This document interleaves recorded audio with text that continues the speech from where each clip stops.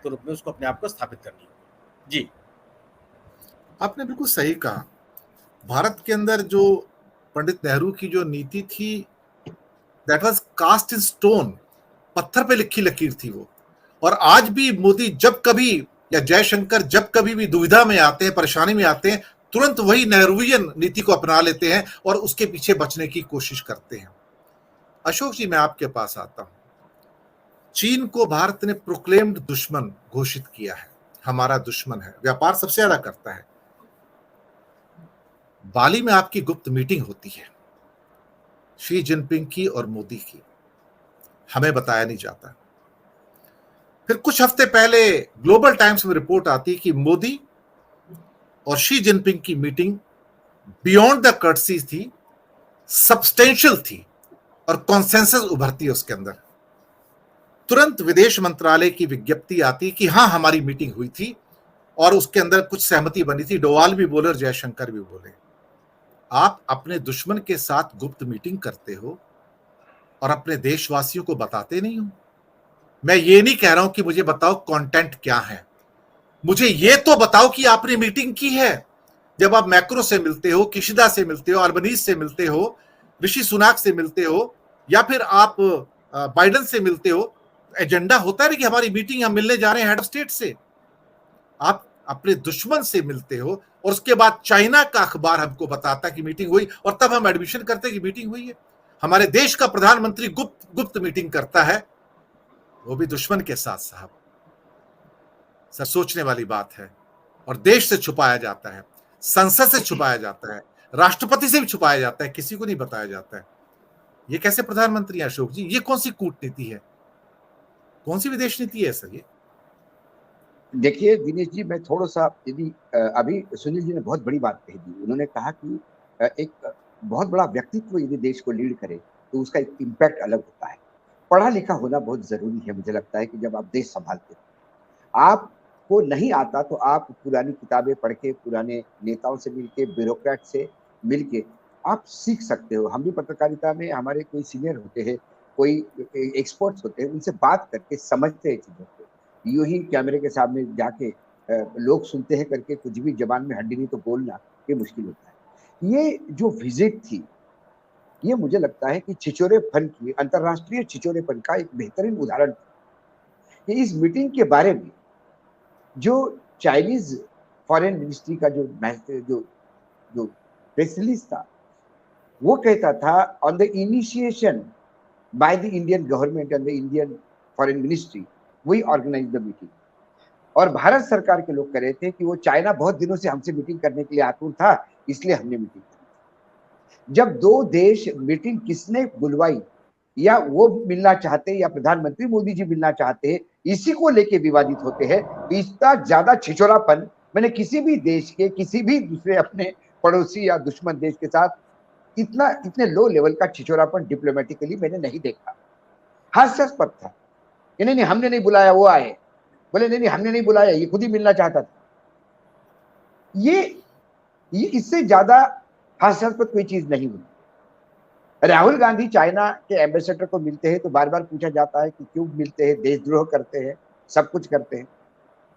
अब मैं आपको बताता हूं, जो मुझे जितना नरेंद्र मोदी जी को हम लोग इतने सालों से उनके व्यक्तित्व को स्टडी करके या उनके डिसीजन मेकिंग को उनको सुन के जो एक आदमी एक स्ट्रक्चर बना लेता है, मुझे लगता है कि जब ये मुख्यमंत्री थे, ये विरोधी पार्टी के थे, तो चाइना इनको बहुत अच्छी तरह से एक्सेस देता था। ये बार बार चाइना जाते थे। गुजरात में और चाइना से प्रति इनका इतना प्रेम था कि इन्होंने मैंडरीन लैंग्वेज गुजरात में कॉलेज और स्कूलों में इंट्रोड्यूस करने तक का काम शुरू किया था कि अब चाइना के साथ बहुत अच्छे रिलेशन। 22 स्मगलर, गुजराती स्मगलर वहां को डायमंड और कुछ काम की स्मगलिंग में पकड़े जाते हैं, जिनमें 11 तो कन्विक्ट होते हैं। उनको मोदी जी स्वयं के लेवल पे चाइनीज गवर्नमेंट में बात करके, एक राज्य का मुख्यमंत्री चाइनीज के गवर्नमेंट अधिकारियों से और पॉलिटिशियन से बात करके उनको छुड़ा के लाता है। और वहां पे जयशंकर जी हमारे एम्बेसडर थे, वो वहां जाके मदद करते हैं उनको। ये उनको लगा कि अब चाइना को मैं ही समझा हूं और चाइना मेरे सिवा कहीं नहीं। ये नहीं समझ रहे थे कि चाइना इनका उपयोग कर रहे थे। चाइना सिर्फ इनके सर पे इसलिए हाथ रखे थे क्योंकि ये भारत सरकार के विरोध में प्रखर होके बात करते थे। उसके बाद जब ये प्रधानमंत्री बने तो चाइना ने अपने रुख में जरा भी बदलाव नहीं किया। ये तब भी झूला झुलाने के लिए बिजी थे और चाइना अपना काम कर रहा था। ये आत्मनिर्भरता की बात करते हैं। आप अपना ट्रेड देखिए, चाइना का ट्रेड हमारा 21% इंपोर्ट बढ़ गया है, 21%, $135 बिलियन का हो गया 2022-2023। ये आंकड़े मैंने ये दिनेश जी से आंकड़े प्रोग्राम से मैं आंकड़े नोट करता हूं, उसमें से मिलते हैं। आज अमेरिका से हमारा जो ट्रेड बैलेंस था वो हमारा पॉजिटिव था। अमेरिका को निर्यात ज्यादा था, आयात कम था। अब प्रधानमंत्री आने के बाद इन्होंने जो अभी अमेरिका के प्रति अपना प्रेम दिखाना शुरू किया, इसमें हम लॉस में आ गए। अमेरिका से आयात बढ़ गया हमारा निर्यात के बदौलत, और हमारा डेफिसिट बैलेंस में है। क्या हम नए विदेश नीति के तहत अमेरिका के पिट्ठू बन के एशिया में ऑपरेट करना चाहते हैं? ये महत्वपूर्ण सवाल है। रशिया के तरफ हमारी दोस्ती थी, लेकिन कभी भी हम रशिया के पिट्ठू नहीं बने। रशिया हमको मदद करता था, लेकिन रशिया का मदद करने के लिए हम कई बार रशिया का स्कोर सेटल करने के लिए हमारा यूज रशिया ने नहीं किया। अफगानिस्तान में भारत का यूज रशिया ने क्या करना था, क्योंकि बॉर्डर नहीं था। जो पाकिस्तान का आज हश्र है कि आने वाले समय में ये भारत का होगा यदि हम अमेरिका के ब्लॉक में जाके सरेंडर होके उनके यदि प्यादे बन के घूम रहे हैं। तो अफगानिस्तान में रशिया के खिलाफ पाकिस्तान का खुल के उपयोग किया अमेरिका, बर्बाद कर दिया पाकिस्तान को, और आज हाथ हटा लिया। फिर चाइना, जब आदमी उधारी में डूबता है तो गांव का साहूकार जैसा होता है, जो किसी जरूरतमंद को बंद सन रेट पे पैसा देता है और बाद में उसकी जमीन हथिया लेता है। वही चाइना ये मतलब पूरे अफ्रीकन कॉन्टिनेंट से लेके जहां जहां गरीबी है उन तमाम देशों के लिए चाइना एक साहूकार है।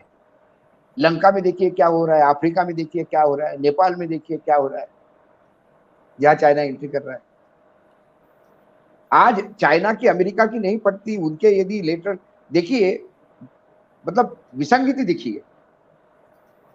इसमें मुझे लगता है सुनील जी बहुत अच्छी तरह से प्रकाश डाल सकते हैं कि चाइना के प्रेसिडेंट हमारे यहाँ आने से मना करते हैं और हमारा विदेश मंत्री बोलता है कि इतना इंपैक्ट नहीं पड़ेगा, और अमेरिका का राष्ट्रपति नाराजगी जाहिर करता है कि ओहो उनको आना चाहिए था, वो नहीं आने से बड़ी गड़बड़ हो गई। मैं आपको एक सूचना दे दूं, ये वस्तुस्थिति है। सर एक सूचना दे दूं, पुतिन चीन जा रहे हैं, जीपिंग से मिल रहे हैं। बिल्कुल, और यहां नहीं आएंगे क्योंकि पुतिन, आप ही देखिए, ये वियतनाम जा रहे हैं, अमेरिकन प्रेसिडेंट इसके बाद वियतनाम जा रहे हैं, और वो चाइना जा रहे हैं। चाइना और वियतनाम का क्या है हम भी पता है। हम वियतनाम में वहां पे उस सी में एक्सप्लोरेशन करने के लिए मदद कर रहे हैं। हम चाइना से लड़ रहे हैं कि चाइना के खिलाफ यूज हो रहे हैं। ये हमारे देश के नेताओं को कब समझ में आएगी?